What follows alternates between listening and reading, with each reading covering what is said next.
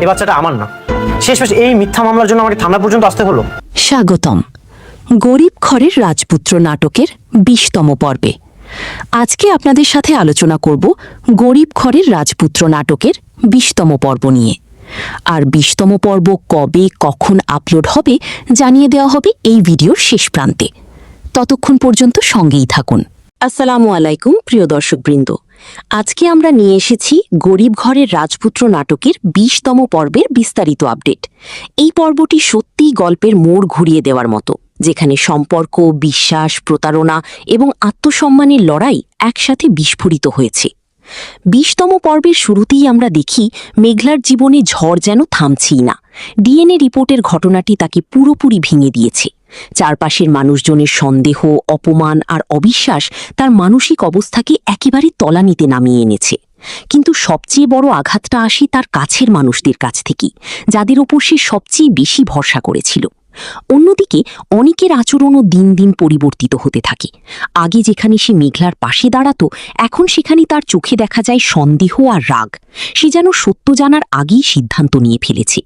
এই ভুল বোঝাবুঝি তাদের সম্পর্ককে একেবারে ভেঙে ফেলার পথে নিয়ে যাচ্ছে। দর্শক হিসেবে এখানেই সবচেয়ে বেশি কষ্ট লাগে, কারণ আমরা জানি মেঘলা নির্দোষ, কিন্তু সে নিজের সত্যটা প্রমাণ করতে পারছে না। এদিকে নাটকের আরেকটি গুরুত্বপূর্ণ চরিত্র রাতুল ধীরে ধীরে তার আসল রূপ দেখাতে শুরু করেছে। তার পরিকল্পনা ছিল অনেক আগেই তৈরি, আর এখন সে একে একে সেগুলো বাস্তবায়ন করছে। মেঘলাকে ফাঁসানো, অনেকের মনে সন্দেহ তৈরি করা, সবকিছুই তার চক্রান্তের অংশ। এই পর্বে আমরা স্পষ্ট বুঝতে পারি রাতুল শুধু সম্পত্তির জন্য নয়, প্রতিশোধের আগুনেও জ্বলছে।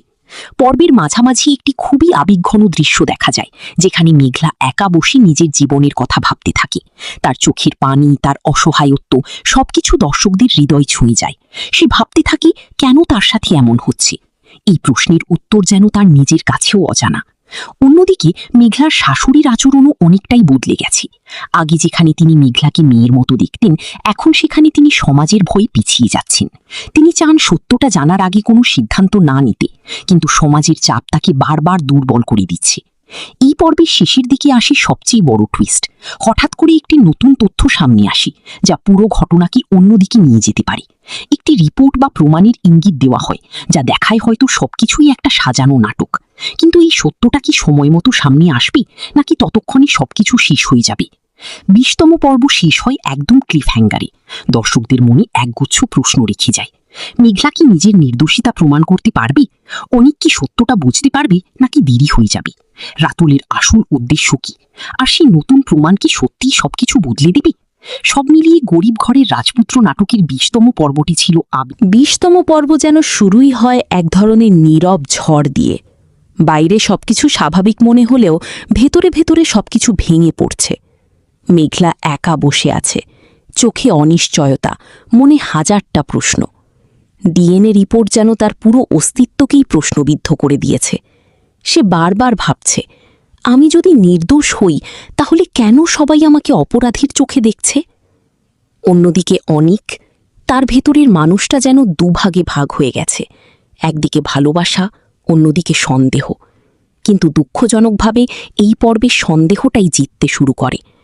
মেঘলার দিকে তাকালেও তার চোখে আর আগের সেই বিশ্বাস নেই।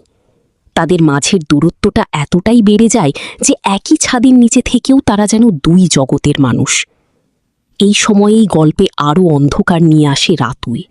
সে খুব শান্তভাবে ধীরে ধীরে নিজের খেলা খেলছে।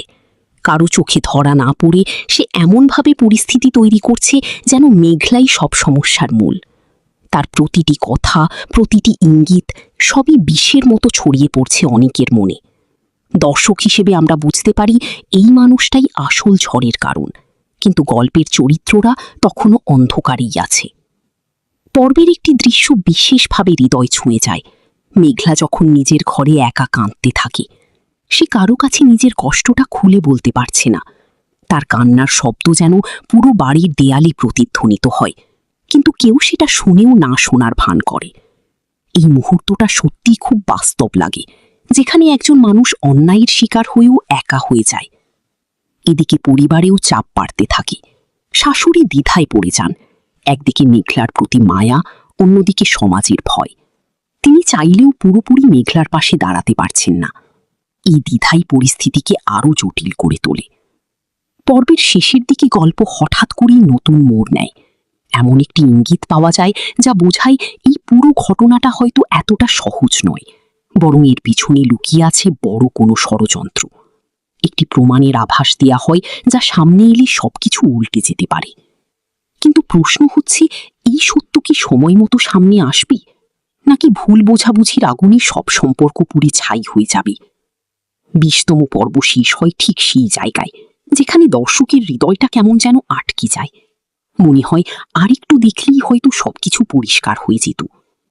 সব মিলিয়ে এই পর্বটা শুধু একটা গল্প নয়, বরং বিশ্বাস আর অবিশ্বাসের মাঝখানে দাঁড়িয়ে থাকা মানুষের এক তীব্র